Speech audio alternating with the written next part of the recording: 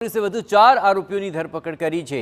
2 technical assistant, 1 તાલુકા વિકાસ અધિકારી અને 1 નિવૃત્ત તાલુકા વિકાસ અધિકારીની ધરપકડ કરવામાં આવી। અગાઉ આ કૌભાંડમાં કોંગ્રેસ નેતા હીરા જોટવા સહિત કુલ 6 લોકોની ધરપકડ થઈ ચૂકી છે। મનરેગા કૌભાંડમાં ધરપકડનો આંકડો 10 પર પહોંચ્યો હતો। આ સમગ્ર મામલે વધુ વિગતે વાત કરવા જોડાઈ રહ્યા છે ટીવી 9 સંવાદદાતા અંકિત મોદી। અંકિત, આ સમગ્ર મામલે એક અધિકારીની ધરપકડ થઈ છે, શું તજવીજ ચાલી રહી છે?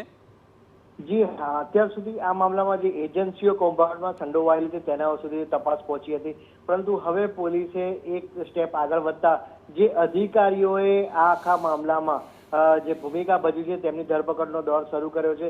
ખાસ કરીને જે અધિકારીઓએ આ પ્રોજેક્ટો નીતિ નિયમ મુજબ થયા છે તેમાં પેમેન્ટ માટે સહી કરી છે, આ ઉપરાંત તે પ્રોજેક્ટમાં કોઈ ખામી નથી, આ તમામ જે રિપોર્ટો કર્યા છે તેને વેરીફાઈ કર્યા છે, આ તમામ અધિકારીઓની તપાસ બાદ હવે ધરપકડો શરૂ કરાઈ છે, જેમાં એ 2 આસિસ્ટન્ટ છે, ટેકનિકલ આસિસ્ટન્ટ, એક ટીડીઓ અને એક નિવૃત્ત ટીડીઓની મળી કુલ 4 ધરપકડો કરાઈ છે। સાથે અગાઉ હીરા જોટવા સહિત 6 લોકો અગાઉથી જ ધરપકડ કરાઈ છે, જેના કારણે હવે ધરપકડનો કુલ આંક 10 સુધી પહોંચ્યો છે। જી આભાર અંકિત, તમામ ગતિવિધિઓ પર આપ નજર રાખતા રહેજો। તો કુલ અત્યાર સુધીમાં વધુ આ 4 આરોપીઓની ધરપકડ કરી પોલીસે સઘન કાર્યવાહી તેજ કરી છે।